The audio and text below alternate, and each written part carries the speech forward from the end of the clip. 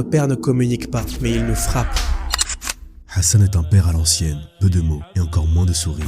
À la maison, rien n'est jamais assez bien. Quand Soumeya ramène une bonne note, il répond « Tu pouvais faire mieux. » Quand Jamal apprend une nouvelle sourate, « Tu fais encore trop de fautes, c'est pas top. » Bref, Hassan ne parle pas, il corrige. Et quand ça ne suffit pas, il frappe. Pour lui, discuter avec un enfant, c'est perdre son autorité. Du coup, ses enfants ont appris une chose. Pour éviter les problèmes, il faut se taire et esquiver leur père. D'ailleurs, ils ne se confient jamais à lui. Quand ils ont un problème, ils l'enfouissent. Bref, les années passent et rien n'a changé du côté de Hassan. Par contre, ce n'est pas le cas de ses enfants. Soumeya ne ressent plus rien pour son père. Ni colère, ni amour. Juste une distance froide.